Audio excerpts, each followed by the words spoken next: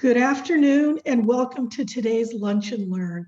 I'm Grace Gallucci, Executive Director and CEO of NOACA.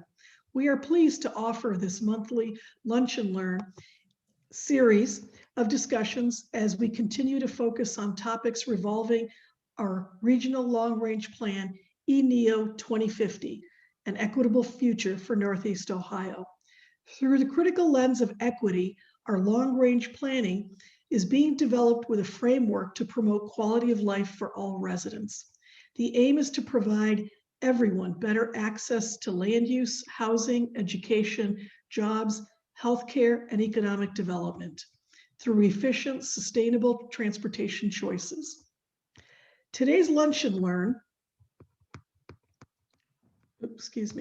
today's Lunch and Learn is a special one because in addition to a discussion on transportation demand management, we're also announcing the 2020 winners of the Commuter Choice Awards, which recognize and reward organizations that promote sustainable commuting among their employees. And we'll also have a panel discussion with 3 of our award winners on how they have incorporated alternative commuting into their workplaces.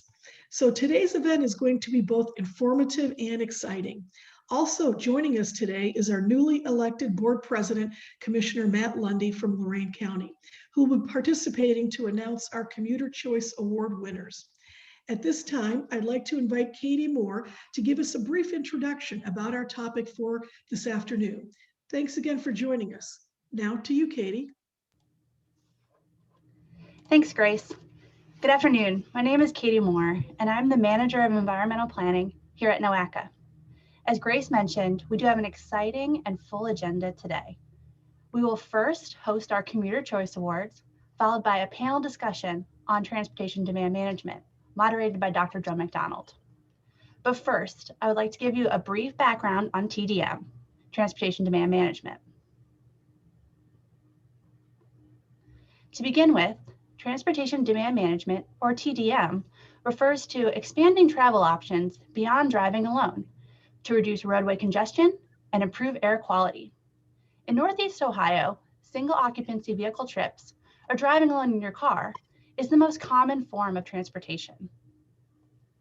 Alternatives to these drive alone trips include walking, biking, and public transit, traveling with others in a carpool or van pool, off-peak commuting, and flexible scheduling, and even telecommuting, something most of us have been doing for quite some time this past year. And that's the main goal of TDM programs, to reduce single occupancy trips, expand options, and increase workplace flexibility. And one way to reach these goals is to involve employers. How can employers encourage their employees to consider alternative commutes? By offering on-site perks, such as showers for bike commuters and close parking for carpoolers, by giving financial incentives, such as subsidizing bus and rail passes, by accommodating telework and flexible schedules for employees, by providing wellness and sustainability initiatives, and even by organizing events and social gatherings that recognize the employees who choose to use alternative commute modes, although these events might have to be virtual these days. Another way employers can help encourage alternative commutes is by promoting NOACA's GoHio Commute program. GoHio Commute provides trip planning tools for alternative travel options and allows people to track their commutes. Some employers have GoHio Commute subsites just for their employees to enable them to find coworkers who might want to carpool. Joining GoHio Commute is free, and your individual account can be used to plan and track commutes throughout Ohio. And this leads us to the next part of our agenda, the Commuter Choice Awards. I will now turn the program back to Executive Director Gallucci. Thanks, Katie. Appreciate that information. So the Commuter Choice Awards recognize and reward organizations that provide sustainable commuting options among their employees. Smart commuting creates cleaner air in our neighborhoods, reduces greenhouse gas emissions, promotes social distancing, saves money for employers and employees, and improves employees' health and well-being. NOACA presents this year's awards in partnership with Sustainable Cleveland, the Cleveland RTA, Lake Tran, Bike Cleveland, and the Cuyahoga County Department of Sustainability. The 2020 Commuter Choice Awards are based on 3 components: employer support, employer location, and commuter behavior. To determine employer support, employers completed a survey to gauge their education, facilities, incentives, and policies to support alternative commuting. NOACA also scored employers on location. For example, whether the workplace is located in a dense, mixed-use, transit-rich environment. We call that location efficiency. To measure actual commuting behavior, NOACA created the Ohio Commute Clean Air Challenge, a fun month-long competition in October that used a live leaderboard on Ohio Commute. This part of the score was based on how they performed during the challenge month. 23 organizations with more than 103,000 employees participated in this year's Commuter Choice Awards. The organizations ranged in size from 3 employees to more than 67,500. This slide shows all of the 2020 Commuter Choice Awards participants. Let's applaud all of them for their commitment to sustainable transportation and clean air.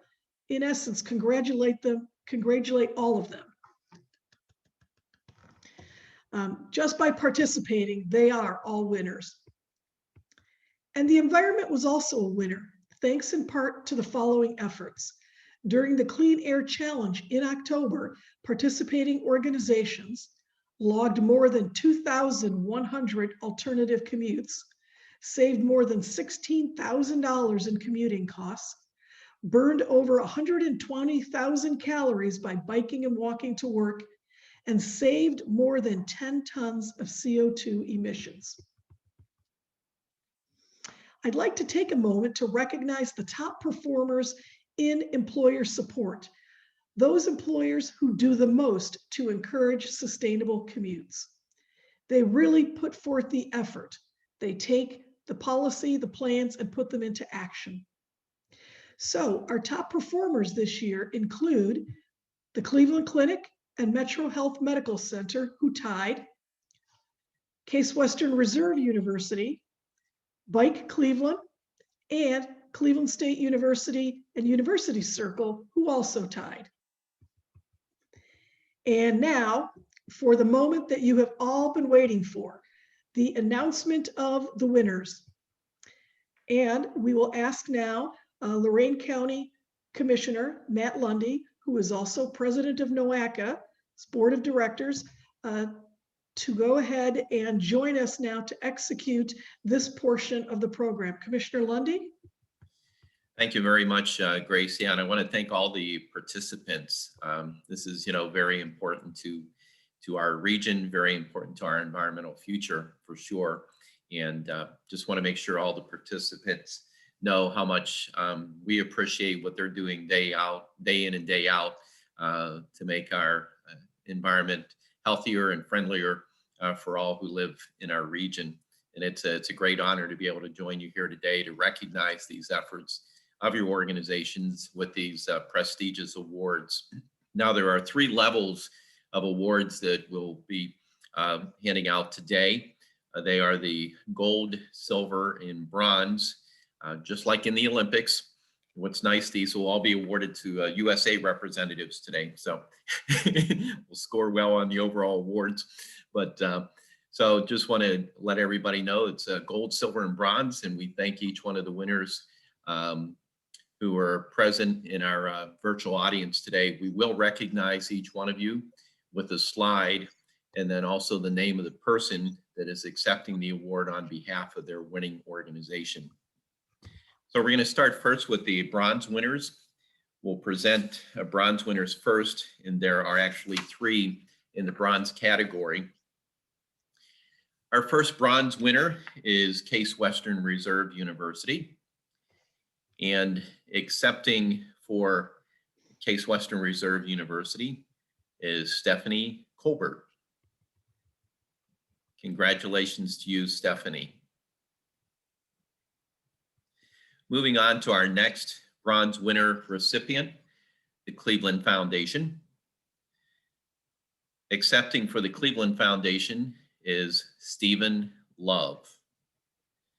Congratulations to you, Stephen, and the Cleveland Foundation. Next bronze winner, and our final bronze winner, is University Circle Incorporated. Accepting for UCI is Annie Pease. Congratulations to University Circle Inc. and to Annie Pease. Now on to the silver winners. There are 2 winners in the silver category. The first silver winner is the Cleveland Clinic. The clinic provides financial incentives for employees who purchase fuel-efficient vehicles and if they buy homes within walking distance of the hospital. They also provide financial assistance and incentives, rather, and priority parking to those employees who carpool. Now accepting for the clinic is Emily Sharmowski. Congratulations to the clinic and to Emily Sharmowski on your silver award. The next silver award recipient is Century Cycles. Century Cycles provides employees with discounts to purchase bikes, bike parts, and accessories. It is also a certified bicycle-friendly business through the League of American Bicyclists. They are this year's top performer in the small business category. Accepting the silver award for Century Cycles is Kevin Madzia. Congratulations to you, Kevin, and also congratulations to Century Cycles. Now we have a drum roll in here anywhere? Okay, now for the gold winners. I'm pleased to announce that we have 2 gold winners of the 2020 Commuter Choice Awards. First gold winner is Metro Health Medical Center. Metro Health has established a health transportation working group to identify ways to promote alternative commuting. It also gives discounts on health insurance to employees who log alternative trips on GoHio Commute. They are this year's top performer in the large nonprofit category. And accepting for Metro Health is Sarah O'Keefe. Congratulations on bringing home the gold to Metro Health Medical Center, and also Sarah O'Keefe accepting on their behalf. And this year's second winner at gold level is the Downtown Cleveland Alliance. Downtown Cleveland Alliance, also known as DCA, manages the downtown bike rack, a hub and resource for bike commuters. They also fully subsidize public transit for their employees. They are this year's top performer in the small nonprofit government category that we have. Now accepting for DCA is Audrey Gerlock. Congratulations to you, Audrey, and congratulations to the Downtown Cleveland Alliance. I was talking to Grace earlier and I said, maybe we should have worked out something where we had a doorbell ring when we announced your name and we had people show up at the door, but we understand you'll be receiving your awards in due time. Everything's different in this COVID environment, but these projects are just so fascinating and really set a good example for the region and for all employers in the region and organizations to consider. Very innovative, very creative. And, you know, it takes a lot sometimes to walk out on the plank and try new things. We want to thank you for your courage and determination to make the environment in our region much safer. And we hope that many others will follow in your footsteps in the future to reduce the carbon footprint.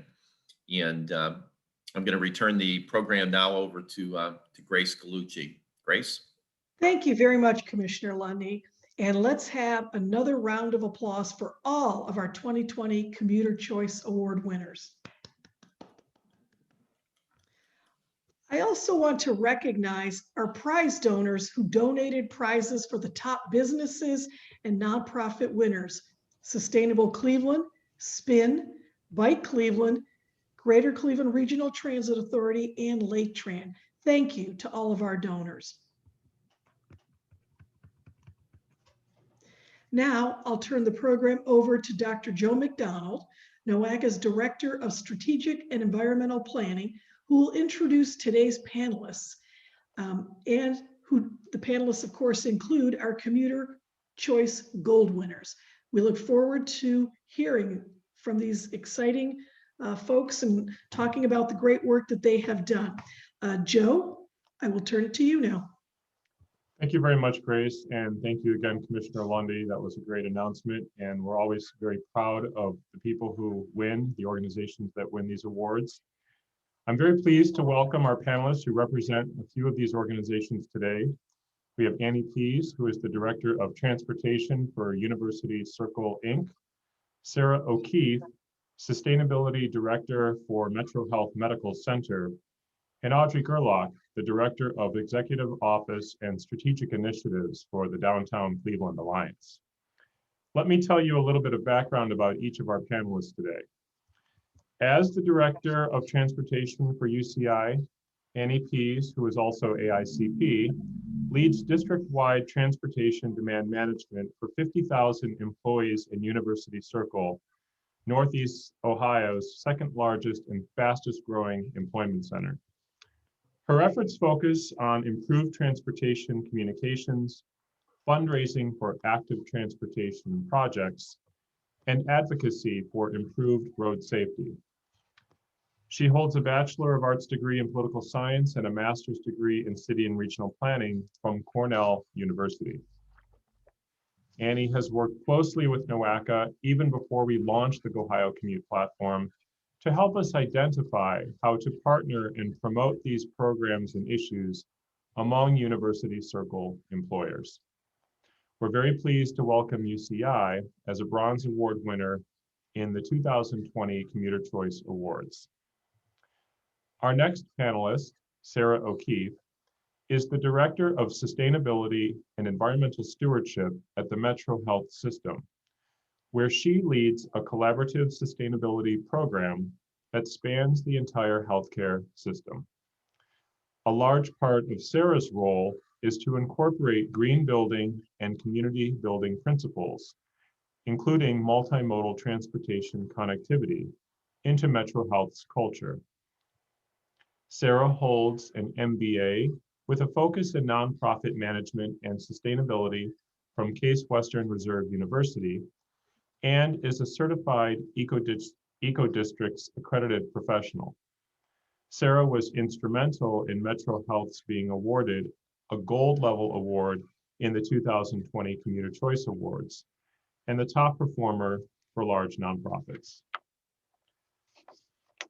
And our third panelist is Audrey Gerlock, the Director of Executive Office and Strategic Initiatives for the Downtown Cleveland Alliance, where she exercises her commitment to building a dynamic and equitable downtown that attracts businesses, residents, and investment.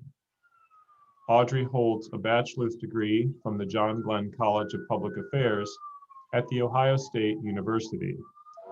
She has implemented transportation demand management policies and promoted Ohio Commute, using the platform's events tool to provide directions and carpool matching for some of the major events that have taken place in downtown Cleveland. A warm welcome to all of our panelists today.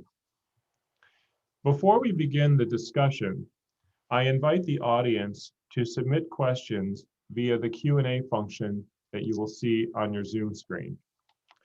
We will address questions from the audience following a discussion among the panelists, moderated by myself, with a few targeted questions.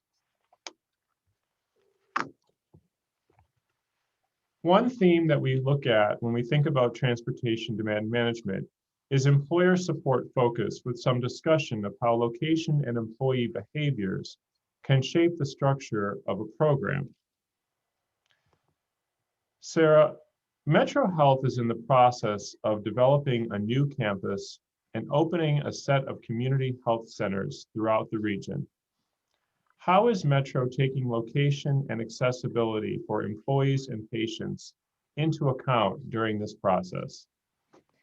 Thanks, Joe. I have a slightly meandering but short response to that. So the larger movement behind these developments is really a transformation of our healthcare delivery model. This model is focused on what's called the social determinants of health. I think a lot of people in this audience know what those are, but just in case, that is the delivery of services that address the other 80% of what influences a person's health outcomes beyond just going to the doctor and your genetic makeup. So that means affordable housing, access to healthy food, education, training, job opportunities, digital connectivity, which I think is a surprising one for folks, and of course, reliable transportation. When we look at delivering services, we want them to be delivered in communities where patients live versus bringing those patients and everyone to our main campus as had been the more traditional model, right? So our locations range from prior existing health offices like Cleveland Heights and Parma, where we recently rebuilt and built out a couple of spots. New locations like the Ohio City Health Center, where we partnered with Urban Community School on a very transit-connected corridor on Lorraine, and revitalizing and renovating sites like the Hollywood Video site on West 38th and Fulton. Thank you, Sarah. Continuing with this theme about location and where employees report to work, Audrey, the Downtown Cleveland Alliance aims to attract residents and businesses to downtown Cleveland in order to make it a thriving 24-hour neighborhood. While the population of downtown residents has swelled to over 20,000, a majority of those residents still drive alone to work rather than embrace transit, walking, or biking for their commuting purposes. How does the DCA address this disconnect, both for your own employees and for the residents of the neighborhood you serve? Yeah, thank you, Joe. Well, like you said, we've hit the exciting milestone of 20,000 residents in downtown Cleveland, which is a meaningful achievement because it solidifies our position as the largest residential downtown in the state of Ohio. In addition to that, we're the largest jobs hub in the state of Ohio. So on any given day, we have a lot of people moving in and around downtown. So in 2019, we conducted our first commuter survey, and we found that 40% of the downtown commuting population travels to work using a mode other than driving alone. So that means 40% of downtown's commuting population is taking transit, biking, walking, etc., which is pretty good. But to your point, including you, Audrey. Yes. Well, yeah, I know. I'm a good example. I used to live on the west side and took the bus every day, but now I've moved into downtown and have a 2-minute walk. I can actually see my office from here. Amazing. Wonderful. But yeah, so to your point, we do have a little bit of a gap to bridge. And I would say our work in this space kind of falls into 3 major buckets. The first is definitely advocacy. We convene a mobility working group on a monthly basis with partners, including NOACA, RTA, the city, the county, GCP, our neighborhood-based partners, and of course, NEPs, shout out. And we use this group to kind of set our advocacy agenda to support policies that, support high frequency, well-funded transit, multimodal infrastructure, existing programs like the e-scooter and bike share programs, etc. And our goal in the advocacy space is to make all of the modes of transportation other than driving alone more attractive and more convenient to people than driving alone. And that's not too hard to do in a dense and walkable urban center. The second bucket would be education and outreach. I'm part of our business development team, so my day-to-day is pretty much talking to the businesses downtown that are already here or are looking to move into downtown. And without fail, they always want to talk about, the parking question. Where are people going to park? Everyone on the panel is smiling because they know. And we don't want to talk about parking as much as we want to talk about transit. So this is our opportunity to be proactive and get in front of people about the existing commuter options in downtown, as well as the programs like GoHio Commute, like Commuter Advantage and Ready to Ride, that are not hard to sell to businesses because they look like work perks that they're offering their employees. And then finally, I would say just the live, work, play model that DCA, embodies for downtown and the downtown that we're trying to build. Encompasses all of our mobility and transportation goals. Living close to work is a really good way to cut down on commutes. I just use myself as an example. And that's true. So we work with businesses directly with their HR departments, effectively to recruit downtown residents from our existing downtown workforce. That's inherently sustainable. Density and walkability is inherently sustainable. So I think we really benefit naturally from the location scoring of the commuter challenge.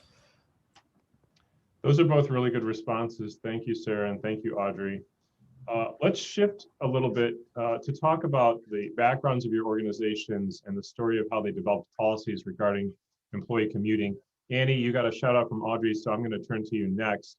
University Circle Incorporated introduced a parking cash out program a few years ago in order to increase alternative commuting among the employees in the circle itself.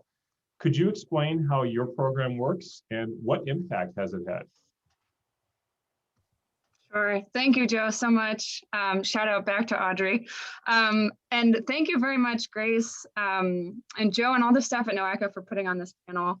UCI has been a participant in the Commuter Choice Awards, and it's really exciting to have a window after the awards are presented to dive in a little bit on these topics.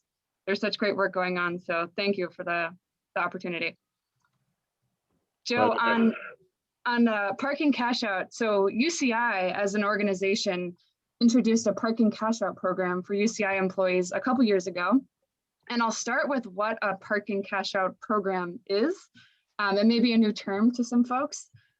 Parking cash outs are a workplace benefit that employers can offer their employees a financial incentive to choose another mode to get to work and not occupy a parking space at their work. The parking cash out programs acknowledge that parking spaces have value. I look outside, parking spaces have value to an organization. They might own them or they might lease them. It can look different depending on the organization, but there's value there. And many organizations, sometimes they charge employees for that to occupy that parking space at work, but most don't. And I'd say most across Northeast Ohio don't charge their employees to park. And when they do that, and providing free parking is an employee benefit. So that's a value that's going to the employee, often free of charge. A parking cash out program provides some flexibility to the employee, and it says you can either choose this free benefit or take advantage of a parking pass, or we can give you cash in exchange for that parking space. And you can apply that cash to whatever mode of transportation, or really whatever maybe you walk and you don't feel that financial burden of your commute, but you can apply that money towards the thing that you find most valuable. So UCI structured this program so that employees can earn up to $50 a month for not occupying a parking space at work. We have a flexible program. So if you're not ready to fully shift to not driving every single day, you can get up to $25 a month. If you do 50% of your days are an alternative commute, you can get up to $25 per month. And we've been able to administer this program much more easily by using NOACA's GoHio Commute platform. So when you introduce a program like this, what becomes really important for the participants is that there's a way that they can indicate how they got to work that day. And that's really consistent, and on the back end for an HR department, that they can easily pull those reports. And if they're giving a cash value back to their employees, they need that reliable, consistent data and an easy way to pull a report and give the money back to the employee at the end of the month. So we use GoHio Commute. Employees who opt in log their trips through the platform.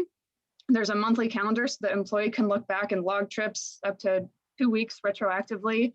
And it's flexible enough where some people take the train to get to work and then they carpool to get home, or vice versa, they mix it up. GoHio Commute gives you the flexibility to log your trips that flexibly.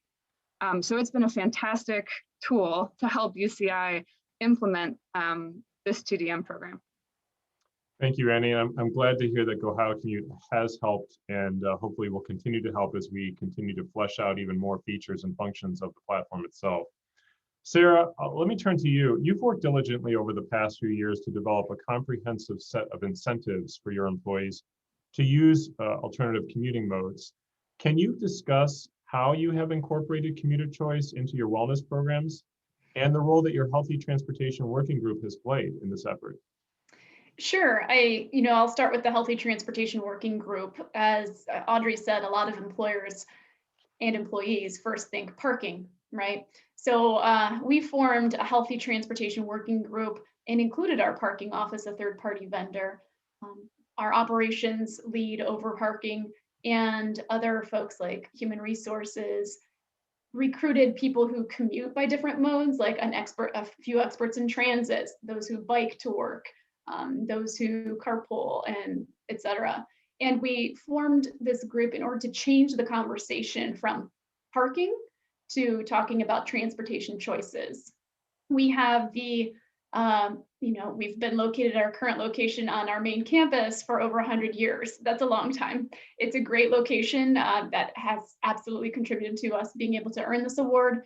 And it's great to be able to take advantage of that. We also wanted to leverage think about our current partnerships, right, with the Greater Cleveland RTA and the Metro Health Line and the BRT and transit-oriented development. There are all these things happening. NOACA's movement and their regional transportation plan, there's your strategic plan, your GoHio Commute tool. There are all these tools and things that build on to offer these transportation choices instead of just automatically defaulting to, I'm going to drive a car. We do pull our employees from lots of different counties and towns. We do need parking because a lot of our services cannot be delivered through telehealth or telemedicine, although that's changing.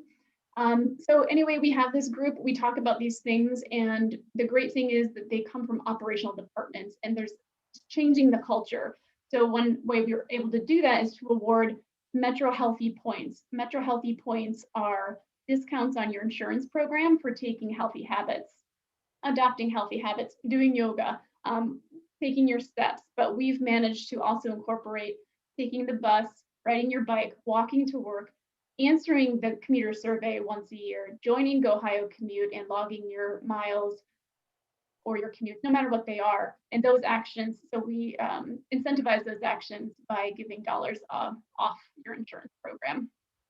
And then we also get feedback from valuable feedback from our employees on that commuter survey, and it's opened up a conversation about, oh, you mean we might be able to do that. So right now we're also looking at more advanced TDM, I think, like how do we move from a monthly parking rate to a daily parking rate, which is an exciting conversation. Thank you, Sarah. And I think it's important that you made the point of how valuable it is for people to incorporate these choices that affect their lifestyle into their everyday being, so that it's not, exercise, for example, that it becomes just part of your everyday routine, that it's not something extra that you do, that you can actually you can get your steps in, you can burn calories, you can do all of these things if you walk and bike more, and if you make it utilitarian. I call it utilitarian activity, where I tell people all the time, when I was in grad school, I used to walk and take a wagon to the grocery store from my dormitory. And when I was, right now I'm at NOACA, I've never had a parking space here. I bike to work, but it's just part of your routine. It's what you do, as opposed to, well, I have to set aside time. We're all very busy. I think that's great. Audrey, let's go back to you. You mentioned this earlier, and this idea of the interest that people might have or not have. And you talked about parking being the predominant interest of people downtown, as opposed to walking or biking or taking transit. The DCA participated in commuter choice for the first time last year, and you finished in 32nd place. you have doubled your score this year and we're on top. That's amazing. And how were you able to bring about such a dramatic shift in your operations and employee behaviors, even in the face of a global pandemic?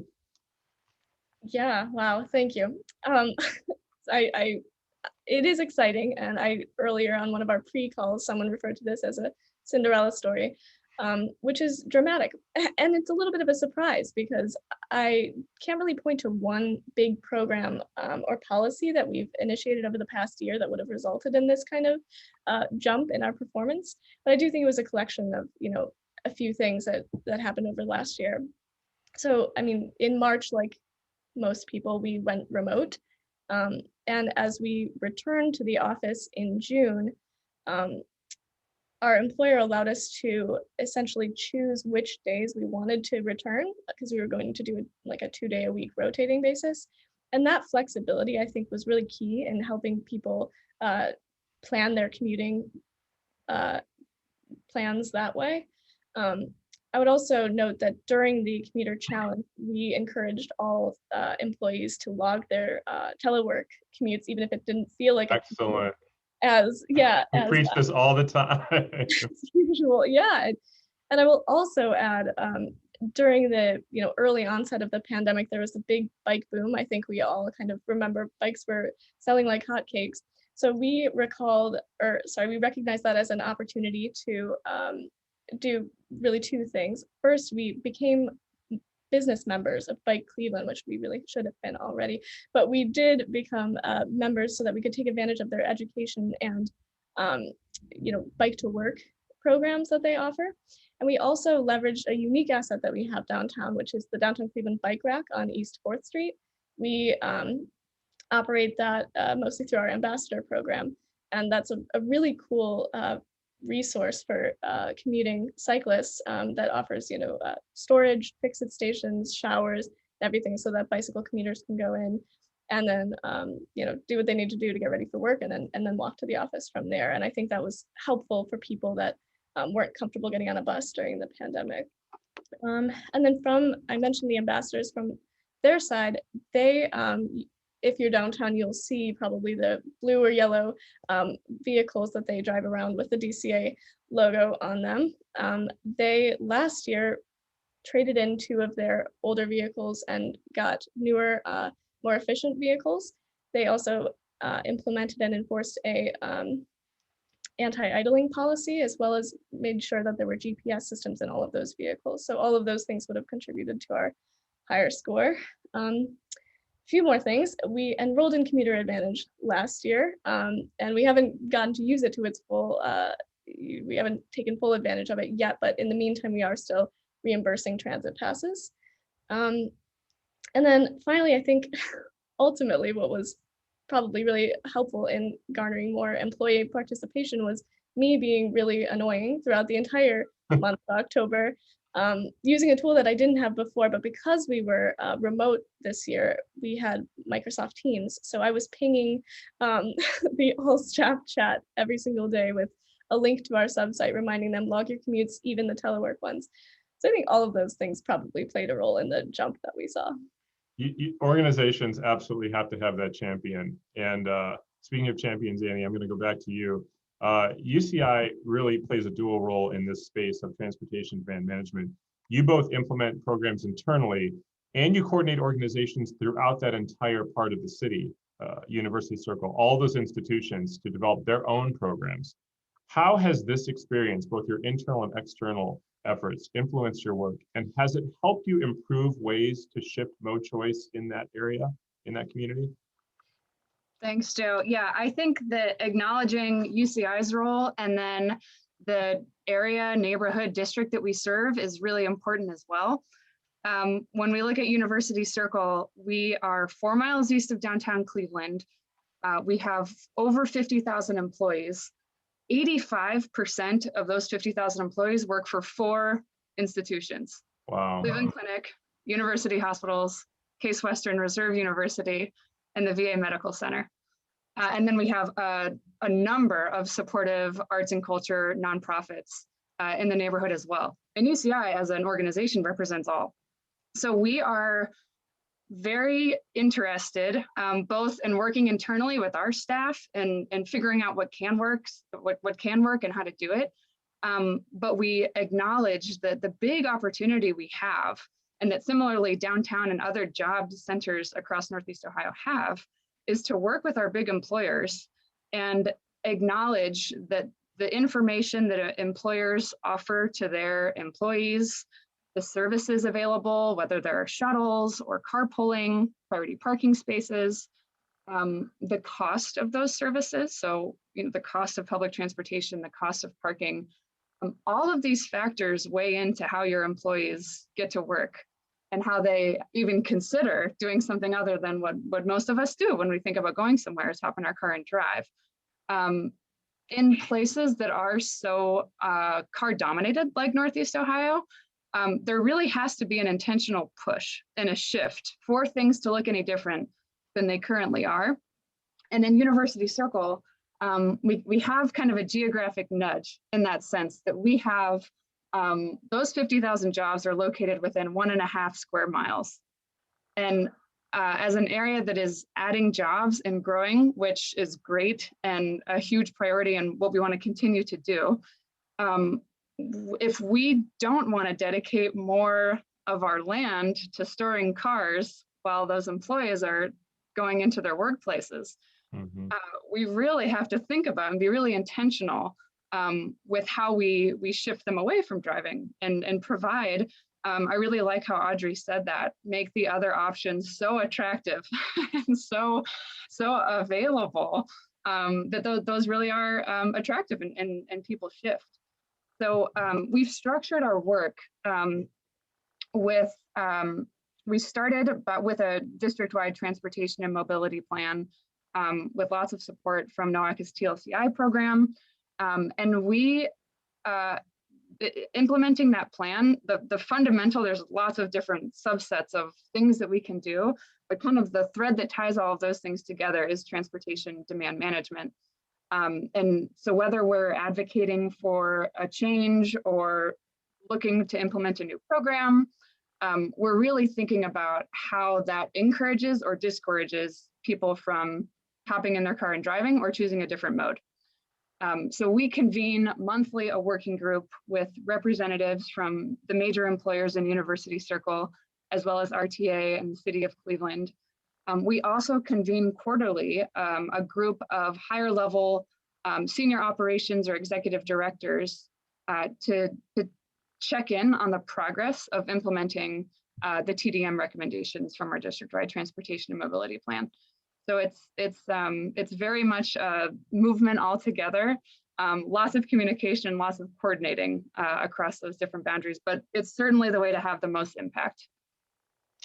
Just an amazing amount of information. I'm glad you touched on that idea of growth.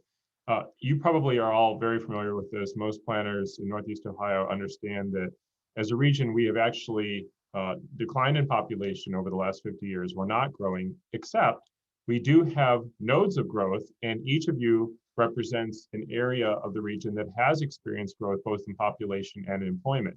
The Clark-Fulton neighborhood around Metro Center, there's growth and development happening there. Downtown, we've talked about growth, and now we have 20,000 residents. And University Circle, I feel like I see on a weekly basis a new building, a new organization, some new funding coming.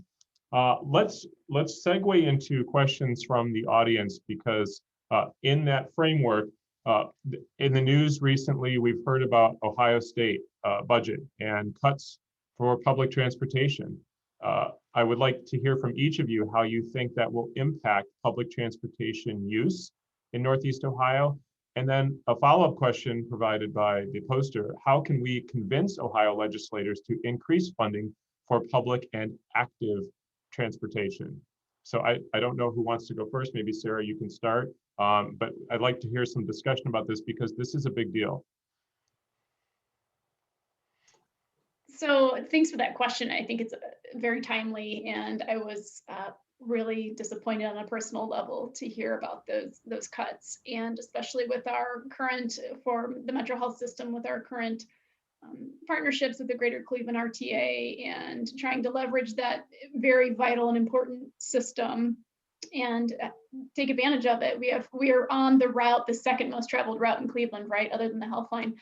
And so I can't say right now what our organization itself can do, but I think that is going to be a huge impact. You know, I saw that the RTA got a couple of new vehicles, I think compressed natural gas vehicles from a grant, I believe through the Ohio EPA. So there are, I wonder if there are other funding sources. We keep hearing about the federal level of funding sources for infrastructure, and I kind of wonder if the Ohio legislation governor is trying to say, well, we'll just get federal dollars for that. And I don't know enough on that topic, but that is kind of my sense of things. So it'll be interesting to see. There are definitely health impacts, right? And air pollution, et cetera. So I think that's probably where we would talk about it. Audrey? Yeah, I think there's no doubt it would impact negatively the downtown hub specifically, but the entire network as a whole.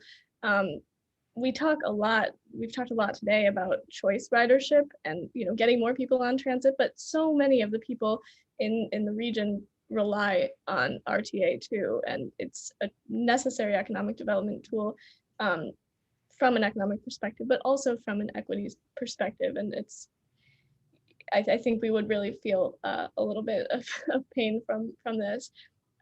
So it's hard as one organization to think, you know, what can I do? But I know RTA has already hit the ground running with an advocacy response, and we've signed on to that. I know Annie has signed on to that as well, and they've, you know, garnered a lot of support from local organizations. So I think banding together to really amplify the voice and reminding the state legislators how much of Cleveland relies on transit is going to be key. Annie? Yeah, Sarah and Audrey made really good points on that. I don't want to linger too long, but I think an important part is that we all share this vision for a better future. We use the term a green city on a blue lake, that's shared widely. So from an environmental standpoint alone, the thought of reducing funding for something like public transportation, given the rise of commuter emissions as a leading source of greenhouse gas emissions, is backwards. So that's a good starting point. To Audrey's point, we also regularly survey employees about how they get to work.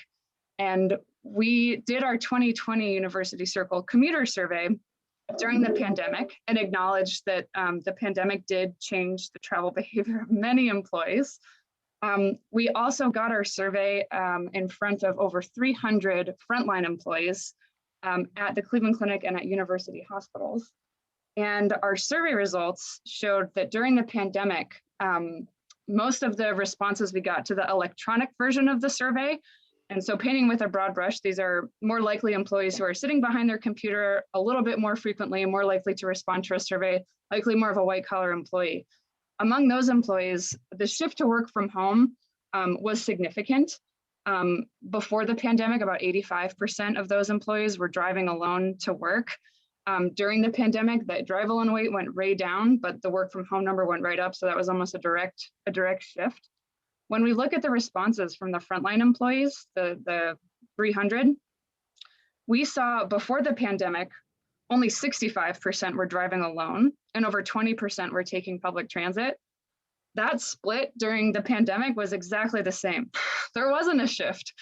And it's our frontline employees. We've gone through this tragedy internationally, and we've acknowledged that our economy runs on frontline employees and people who are showing up to work and keeping the wheels turning. So the idea that we would reduce public funding to keep people at work and give people inexpensive, environmentally friendly options for getting to work is troubling. And it should be troubling to all of us. I've been really impressed. UCI, as Audrey mentioned, signed on to a lot of the advocacy that RTA is coordinating with the business community and a lot of the employers here. I've also been really impressed with Clevelanders for Public Transit's grassroots advocacy and really pushing from the riders' perspective. But I think we need a really big shift when we think about how transportation works and where the priorities lie. Thank you. Yeah, could I just jump in for just a second? Absolutely, yes. Talk about the equity of transit. And this bears out especially for our organization where, like other healthcare organizations, about 80 to 90% of the people have to deliver their services in person, right? That is, as I mentioned before, that's changing a little bit on telehealth. So there might be a doctor who can potentially be remote and actually have a telehealth appointment with their patient. But there are frontline employees, and we did something similar at Metro Health. We interviewed on paper for our commuter survey, and the frontline employees are predominantly the ones using transit out of need a lot of times. And we earned a Paradox Prize to do a pilot for frontline employees. And those who joined our pilot, we almost filled up during the pandemic for our pilot on transit. And it's because the folks that are taking advantage of that pilot right now are all in need of transportation and they take transit already. So I think that is bearing out exactly what Annie has just said, that it has been proven that our economy runs on frontline employees and essential workers, and to remove that option or to disincentivize in cities, states to adopt it as a major transportation mode is unfortunate. Yeah, those are both amazing points. I feel like that's got me thinking about how, I described our commuter survey results, and those were pretty much those behind the computer workers in the office spaces. But I wonder how those would change if we had done outreach to our essential working population, the retailers, those that have stayed behind the counter at Heinen's and everything. I think that would probably look different. One of the things that NOACA has done in its development of ENEO 2050, its new long-range plan, obviously we're focused on equity.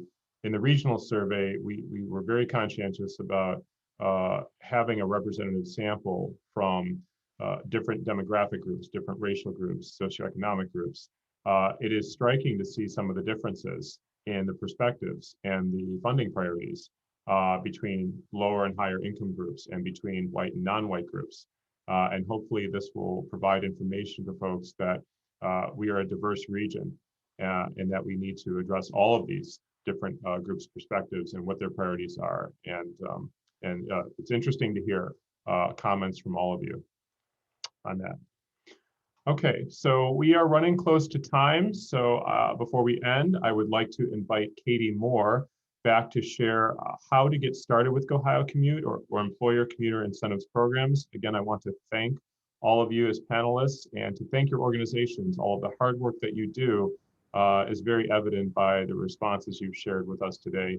And NOACA appreciates these efforts. Thank you so much. Katie? Thank you. Thanks, Joe. As a newcomer to NOACA, I'm impressed by the efforts so many organizations have made to make transportation more sustainable and to reduce their carbon footprint. If you're on this call and your organization would like to get involved and learn more about our annual Commuter Choice Awards, I'd be happy to speak with you and help you get started on GoHio Commute. To give you a little bit about GoHio Commute, it is quick and easy to sign up. Like I said, we have support staff that can walk you through how to do that, how to register, how to get your account set up. It does offer, as Annie and Sarah and Audrey have said, it offers you the ability to show carpool, ride, van pool, and other matching services. It shows you detailed maps with all the routes you might need in order to get to work. It also gives you other transportation options, including bicycle and pedestrian routes. It comes up similar to like a Google map and can show you where you start and where you end and all your options in between. Another important layer that's on there is that public transit route options, which here in Northeast Ohio, there's quite a few options there. The most important thing is that each GoHio Commute user means one fewer car on the road, which results in cleaner air for all of us, which is a major priority here at NOACA.